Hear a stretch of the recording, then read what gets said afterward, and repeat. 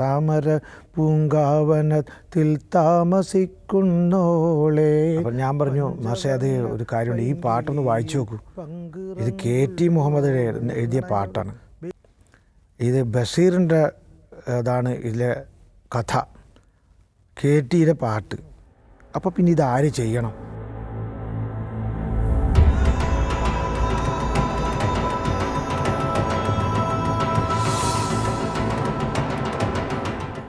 ഉയരുഞ്ഞാൻ നാടകം എന്ന് പറഞ്ഞ സിനിമയെക്കുറിച്ച് ഞാൻ നേരത്തെ സൂചിപ്പിച്ചു. ഉയരുഞ്ഞാൻ നാടകം എന്ന് പറഞ്ഞാൽ മോഹൻലാൽ ഒക്കെ അഭിനയിച്ചൊരു സിനിമയാണ്.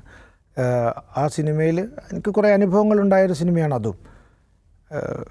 അതിൽ കുറേ, അതായത് സിനിമാ രംഗത്തിൻ്റെ ഒരു അനുഭവം ഉണ്ടായ ഒരു സിനിമയാണത്. സിനിമാ രംഗത്തിന് എന്തെല്ലാം ദോഷങ്ങളുണ്ടോ അത് ഗുണങ്ങളൊന്നും കിട്ടാതിരിക്കുക, ദോഷങ്ങളെല്ലാം ഉണ്ടാകുകയും ചെയ്യുന്നൊരു അനുഭവം. അപ്പം തേൻതുള്ളിയിലോ അത് അവരുടെ ആ ടീമിലുണ്ടായിട്ടുള്ള പടങ്ങളിലൊന്നും എനിക്ക് അഭിനയവുമായി ബന്ധപ്പെട്ട സിനിമ എന്ന് പറയുന്ന ആ ലോകവുമായി ബന്ധപ്പെട്ട ദുരനുഭവങ്ങളൊന്നുമില്ല. പക്ഷേ ഈ സിനിമയിൽ അങ്ങനെ ഒരു ദുരനുഭവങ്ങളൊക്കെ ഉണ്ടായിട്ടുണ്ട്. അത് ഞാനിവിടെ സൂചിപ്പിക്കാൻ ആഗ്രഹിക്കുന്നില്ല. പിന്നെ ആ പാട്ട് ഹരിപ്പാട് KPN പിള്ള അന്ന് ആകാശവാണിയിലെ മ്യൂസിക് കമ്പോസറായിരുന്നു അദ്ദേഹം. അദ്ദേഹം ഇപ്പോൾ ഉള്ള ആളാണ്. എൻ്റെ ഗുരുനാഥനായിട്ട് ഞാൻ രാഘവൻ മാഷ് കഴിഞ്ഞാൽ ഞാൻ വളരെ ബഹുമാനിക്കുന്ന ഒരാളാണ്. അദ്ദേഹത്തിൻ്റെ എന്നോട് ഒരുപാട് ഇതേപോലെ എനിക്ക് ജീവിതത്തിൽ ഒരുപാട് കാര്യങ്ങൾ വലിയ മനുഷ്യൻ എന്നുള്ള നിലക്ക് രാഘവൻ മാഷായാലും പിള്ള സാറായാലും ഒക്കെ സംഗീതത്തിൻ്റെ അപ്പുറത്തുള്ള ഒരു മനുഷ്യനുണ്ട്. ആ മനുഷ്യനെ ഞാൻ അവരിൽ കാണുന്നുണ്ട്. ഞാൻ അനുകരിക്കാൻ ശ്രമിക്കുന്നത് സംഗീതത്തെയല്ല, അവരിലെ മനുഷ്യത്വത്തെയും മനുഷ്യനെയൊക്കെ ഞാൻ എപ്പോഴും ഉൾക്കൊള്ളാൻ ശ്രമിക്കാറുണ്ട്. പിള്ള സാറും അതുപോലെയുള്ളവരാണ്. ആരോടും ഒരു അസൂയയില്ല, ആരോടും കുശുമ്പില്ല. വളരെ തൻ്റെ സംഗീതത്തിൻ്റെ മാത്രം മുഴുകി നിൽക്കുന്ന ഒരു വളരെ സാത്വികനായ ഒരു സംഗീതജ്ഞൻ അദ്ദേഹമാണ്.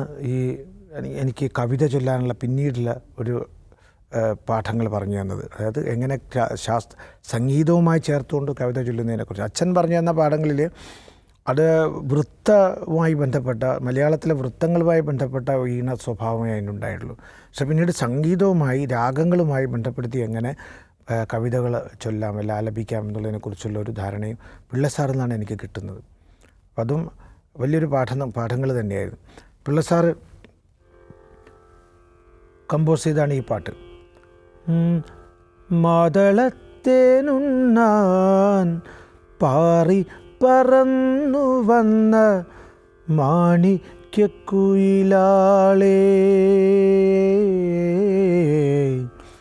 നീ എവിടെ, നിൻ്റെ കൂടെവിടെ, നീ പാടും പൂമരമെവിടെ.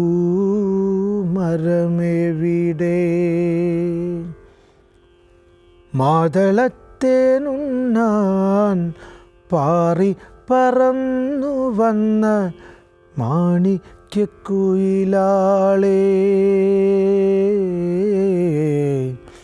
നീ എവിടെ, നിൻ്റെ കൂടെവിടെ, നീ പാടും പൂമരമെവിടെ. ഈ പാട്ടും വളരെ പോപ്പുലറായി. പോപ്പുലാരിറ്റി കൂടുതൽ ഏതാണെന്ന് ചോദിച്ചാൽ ചിലപ്പോൾ ഇതായിരിക്കും, ചിലപ്പം ഒത്തുപള്ളിയായിരിക്കും. അങ്ങനെ ഈ രണ്ട് പാട്ടും എൻ്റേതായിട്ട് വന്നിട്ടുണ്ട്. പിന്നെ ഈ പാട്ടിന് ഈ അടുത്ത കാലത്ത് കുറേ വലിയ വിവാദങ്ങളൊക്കെ ഉണ്ടായിരുന്നു. അതൊരു ചില തെറ്റിദ്ധാരണകളുണ്ടായിട്ടുള്ള വിവാദങ്ങൾ, മോഹൻലാലുമായിട്ട് ബന്ധപ്പെട്ടിട്ടോ ചില ഏതൊരു ചാനലുമായിട്ട് ബന്ധപ്പെട്ടുള്ള വിഷയങ്ങളൊക്കെ ഉണ്ടായിരുന്നു. പക്ഷേ അതിലൊക്കെ അതിനകത്തൊക്കെയുള്ള എൻ്റെ ഒരു സമീപനം എന്തായിരുന്നു പറഞ്ഞാൽ, അദ്ദേഹത്തെ പോലുള്ള ഒരാൾ, വലിയ മലയാളി മുഴുവൻ അറിയുന്ന, ലോകത്തിൽ മുഴുവൻ മലയാളികൾ അറിയുന്ന ഒരാൾ എൻ്റെ ഒരു പാട്ട് ഉപയോഗിക്കുമ്പോൾ എൻ്റെ പേരെന്ന് പറഞ്ഞിരുന്നെങ്കിൽ എന്നേ ഞാൻ ഉദ്ദേശിച്ചുള്ളൂ. അല്ലാതെ അദ്ദേഹമാണത് പാടിയത് എന്ന് പറയുമ്പോൾ അതിനകത്ത് എനിക്കറിയാം അദ്ദേഹം അഭിനയിച്ചതാണെന്ന് ഇത് ഉദ്ദേശിച്ച് തന്നെ ആയിരിക്കാം പറഞ്ഞിട്ടുണ്ടാവുക. പക്ഷേ അതേസമയത്ത് എൻ്റെ പേരൊന്നും അവിടെ പറഞ്ഞിരുന്നെങ്കിൽ എന്ന് ഞാൻ കൊതിച്ചുപോയി. അദ്ദേഹത്തിനെ പോലത്തെ ഒരാളങ്ങനെ പറഞ്ഞെങ്കിൽ ഞാൻ ആഗ്രഹിച്ചു പോയി. അതാണ് അതിനകത്തൊരു പ്രശ്നം. അത് വിവാദം ഉണ്ടാക്കിയവർ അതൊന്നും ശ്രദ്ധിച്ചില്ല. ഒരിക്കലും അദ്ദേഹത്തോട് പറഞ്ഞില്ല, നിങ്ങൾ എന്തുകൊണ്ട് VT മുരളിയുടെ പേരൊന്നും പറഞ്ഞില്ല എന്ന് സൂചിപ്പിച്ചില്ല. അത് ഈ ഫാൻസുകാരുടെ ഒരു കുഴപ്പമാണ്. അവരെല്ലാവരും എൻ്റെ മേലെ ചാടി വീഴുണ്ടായ അതൊരു വശരിക്കട്ടെ. അത് ഞാൻ പറഞ്ഞു, ഈ സിനിമയും ഈ പാട്ടും ഒക്കെ എനിക്ക് ഒരുപാട് അനുഭവങ്ങൾ ഉണ്ടാക്കി തന്നു എന്ന് ഞാൻ പറഞ്ഞ അതിൻ്റെ റെക്കോർഡിംഗ് സമയത്ത് തന്നെ ചില അനുഭവങ്ങളൊക്കെ ഉണ്ട്. അത് ഞാൻ എഴുതിയിട്ടൊക്കെ ഉണ്ട്, ഞാനിവിടെ പറയാൻ ഉദ്ദേശിക്കുന്നില്ല. രാഘവ മാഷുടെ തന്നെ ഒരുപാട് നാടകങ്ങളിൽ ഞാൻ പാടിയിട്ടുണ്ട്. രാഘവ മാഷ് KPSCക്ക് വേണ്ടി ചെയ്ത കുറേ നാടകങ്ങളുണ്ട്, അദ്ദേഹം മ്യൂസിക് ചെയ്ത. അത് KT മുഹമ്മദിൻ്റെ നാടകങ്ങൾ, KT മുഹമ്മദിൻ്റെ ജീവപര്യന്തം എന്ന് പറഞ്ഞൊരു നാടകത്തിൽ, KT മുഹമ്മദ് എഴുതിയ ജീവപര്യന്തം എന്ന് പറഞ്ഞൊരു നാടകം ഉണ്ടായിരുന്നു. അതിൽ അഞ്ചിന്ദ്രിയങ്ങളും ആരുമറിയാതെ ബന്ധനത്തിൽ നൊന്തു കേണു, സ്വന്തം അന്ധതയിൽ നൊന്തു കേണു. അതുപോലെ KT തന്നെ പെൻഡുലം എന്നൊരു നാടകത്തിൽ രാഘവ മാസ്റ്റർ കമ്പോസ് ചെയ്ത KT എഴുതിയിട്ടുള്ള തന്നെ പാട്ടുണ്ട്. ഇത് ONV എഴുതിയിട്ടുള്ളതാണ്. പിന്നെ അതുപോലെ രാഘവ മാസ്റ്ററുടെ തോപ്പിൽ ബാസിയുടെ ഏറ്റവും ഒടുവിലത്തെ നാടകമായിട്ട് ഒളിവിലെ ഓർമ്മകൾ, അത് വീണ്ടും ഇപ്പോൾ അവതരിപ്പിച്ചു തുടങ്ങിയിട്ടുണ്ട് KPSC. അതിൽ എൻ്റെ പാട്ട് ഇപ്പോഴും ഉണ്ട്. ഇപ്പോൾ ചെയ്യുന്നതിൽ ഇപ്പോൾ നമ്മുടെ മനോജ് നാരായണൻ അത് സംവിധാനം ചെയ്തിട്ടാണ് ഇപ്പോൾ അവതരിപ്പിക്കുന്നത്. അതിലും ഈ പാട്ട് ഉപയോഗിച്ചിട്ടുണ്ട്. കിളിച്ചുണ്ടൻ മാവിൻ്റെ എന്ന് പറഞ്ഞിട്ടൊരു പാട്ടുണ്ടായിരുന്നു. കേശവൻ പോറ്റി എന്ന് പറഞ്ഞൊരു ആൾ എഴുതിയതാണ്. അത് KPSCയുടെ ആദ്യകാലം മുതൽ അത് അതിൽ സംഘാടകരിൽ ഒരാളായിരുന്നു അദ്ദേഹം. അപ്പോൾ അങ്ങനെ നാടക ലോകവുമായിട്ട് എനിക്ക് പിന്നീട് ഞാൻ നേരത്തെ സൂചിപ്പിച്ചതുപോലെ സ്റ്റേജിൻ്റെ പാർശ്വത്തിലിരുന്ന് പാടുന്ന അനുഭവത്തിന് പുറമെ ഇങ്ങനെ റെക്കോർഡിങ്ങിൻ്റെ അനുഭവം എനിക്കുണ്ട്.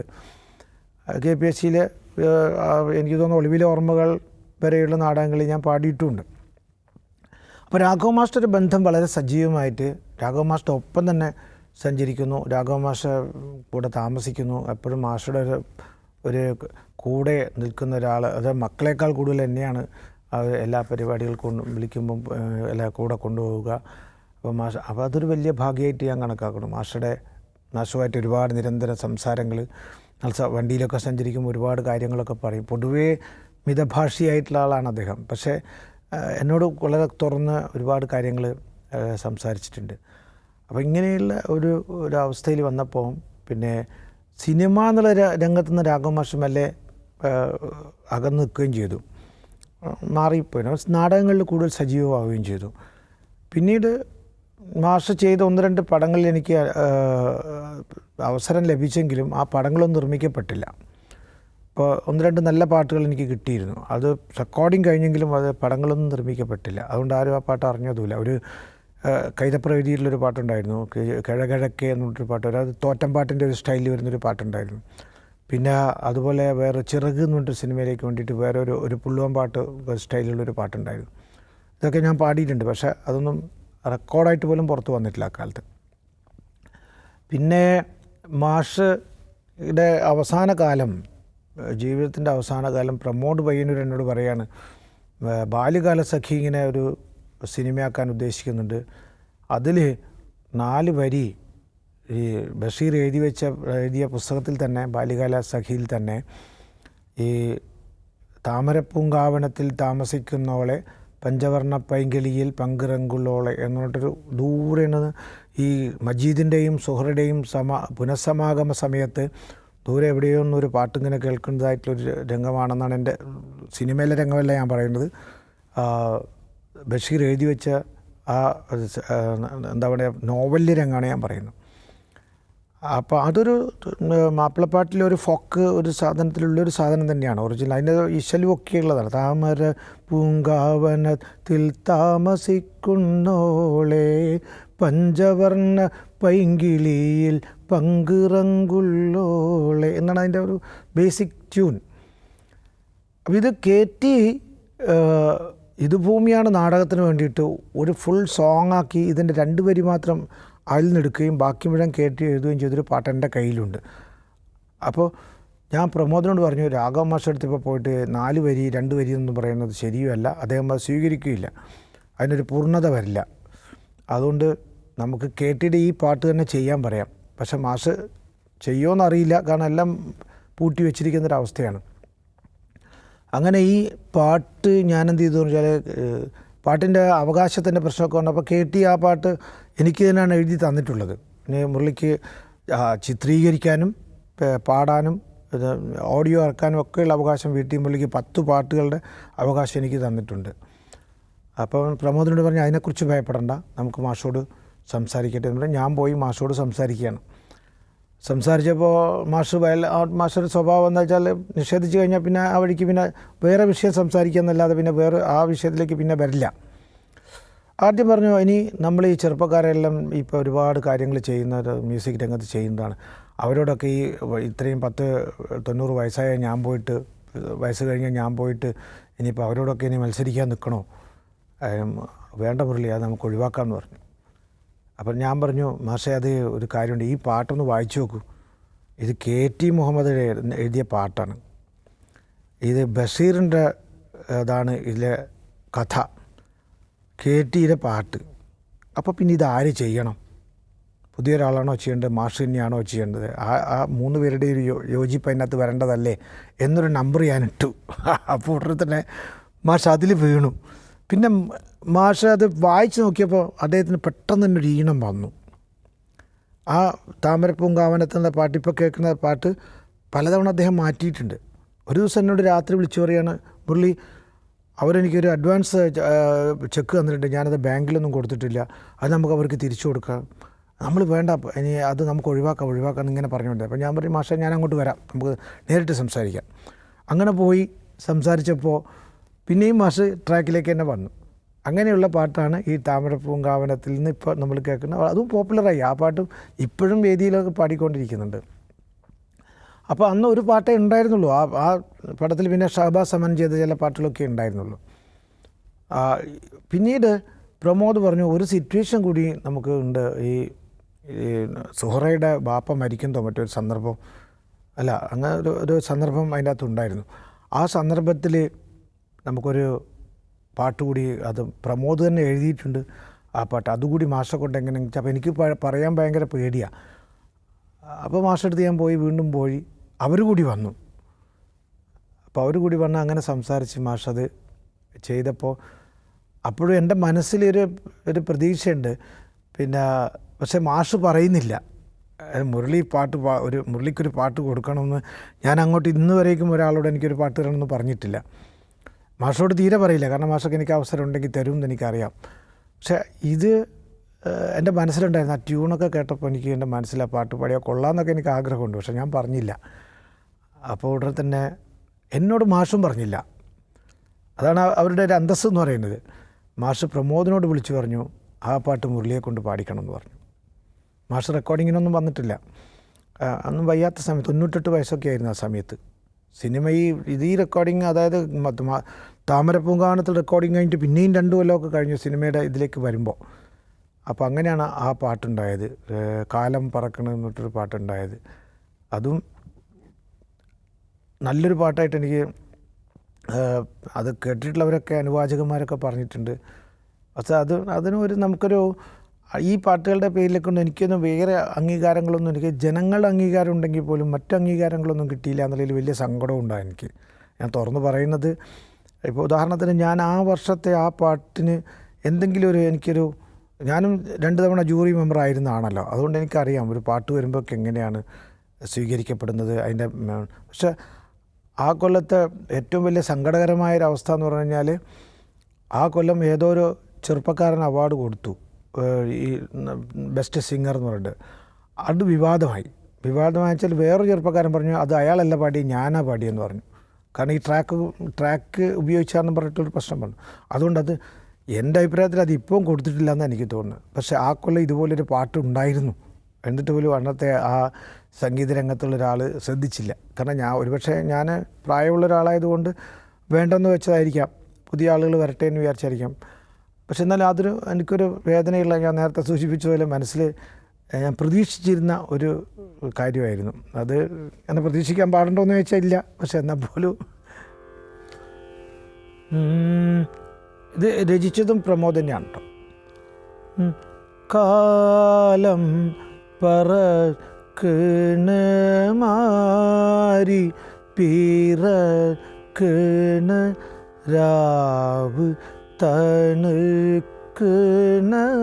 നേരം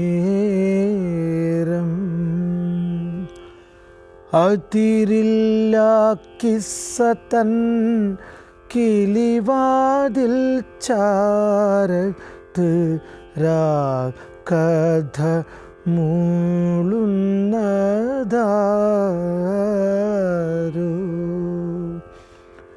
രാക്കിളി പെണ്ണോ ആയിരത്തൊന്ന് രാക്കഥ പാടിയ ജിന്നു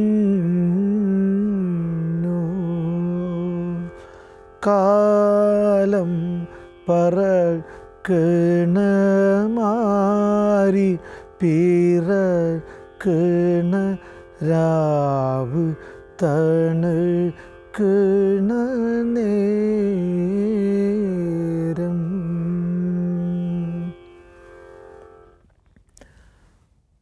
അപ്പോൾ അതിൻ്റെ അനുപല്ലവിയും ചരണമൊക്കെ അപ്പം മാഷ് ഇത് ചെയ്ത് ഈ പാട്ട് കിട്ടിയോടെ തന്നെ പ്രമോദും അയാളുടെ കൂടെ 1-2 പേര് കൂടെ വന്നിട്ടുണ്ടായിരുന്നു. അതിൻ്റെ പ്രൊഡ്യൂസർ ഉണ്ടാകുന്ന സുഹാസ് പ്രൊഡ്യൂസർ ഉണ്ടായിരുന്നു എനിക്ക് സംശയം. അവരൊക്കെ കൂടി ഇരിക്കും. മാഷിങ്ങനെ ഈ പാട്ടിങ്ങനെ കയ്യിൽ കിട്ടിയോടെ തന്നെ മാഷ് ഇങ്ങനെ വെറുതെ മൂളാൻ തുടങ്ങി. അത് വളരെ രീതി എനിക്കിപ്പോഴും ഓർമ്മയുണ്ട്. കാലം പറക്കണ് മാരി പിറക്കണ് എന്നൊക്കെ മാഷ് പാടുന്നുണ്ട്. അപ്പോൾ ഒടുവിൽ ഒരു 3-4 ട്യൂണിങ്ങിന് വന്ന ശേഷം മാഷ് പറഞ്ഞു ഇതെങ്ങനെയാണെന്ന് ചോദിച്ചു.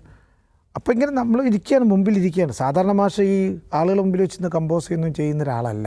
ദേവരാജ മാഷും ഒന്നും അങ്ങനെ കമ്പോസ് ചെയ്യില്ല, ഇതിൻ്റെ മുമ്പിൽ ഇരുന്നിട്ട് ചെയ്യില്ല. അവരവരുടെ ഒരു സ്വകാര്യതയാണ് അതൊക്കെ. പിന്നെ ഈ ട്യൂണിലേക്ക് വന്നു. ഈ ട്യൂണിൽ വന്നപ്പോൾ ഞങ്ങളും പറഞ്ഞു അത് നല്ല ട്യൂൺ, അതൊന്നും ശരിയാക്കിയെടുത്ത മാഷേനെ അതൊന്നും പിന്നെ അത് റെഡിയാക്കിയെടുത്തു. അതിൻ്റെ ഒരു ആദ്യത്തെ രൂപത്തിൽ നിന്ന് മാറ്റിയത് പിന്നെ ആക്കിയെടുത്തു. അതിൻ്റെ പിന്നെ ഓർക്കസ്ട്ര ചെയ്തതും ഡൊമിനിക് എന്ന് പറഞ്ഞിട്ട് കോഴിക്കോടുള്ള ഒരു ഓർക്കസ്ട്രക്കാരനാണ് അത് ഓർക്കസ്ട്രയൊക്കെ ചെയ്തിട്ടുള്ളത്. രാഘവ മാഷ് റെക്കോർഡിങ്ങിനേ വന്നിട്ടില്ല. അത് കഴിഞ്ഞ് സിനിമ റിലീസ് ചെയ്യുന്നതിന് മുമ്പേ മാഷ് മരിച്ചു പോയിരുന്നു. അതുകൊണ്ട് രാഘവ മാഷിൻ്റെ ലാസ്റ്റ് സോങ് എന്ന് പറയുന്നത് ഇതായിട്ട് ചലച്ചിത്ര അക്കാദമിയുടെ പുസ്തകത്തിൽ വരെ രേഖപ്പെടുത്തിയിട്ടുണ്ട്. അതും എൻ്റെ ഒരു എന്താ പറയുക, ചരിത്രത്തിൽ അങ്ങനെ രാഘവ മാഷിൻ്റെ അവസാന പാട്ടായി രേഖപ്പെടുത്തപ്പെട്ടുവല്ലോ എന്നുള്ളൊരു സന്തോഷവും എനിക്കുണ്ട്. അതിൽ മാഷ് എനിക്ക് തന്നൊരു അനുഗ്രഹമാണ്, അല്ലെങ്കിൽ മാഷ് എനിക്ക് തന്ന ഏറ്റവും വലിയൊരു ഗിഫ്റ്റാണത് എന്ന് ഞാൻ വിചാരിക്കുന്നു.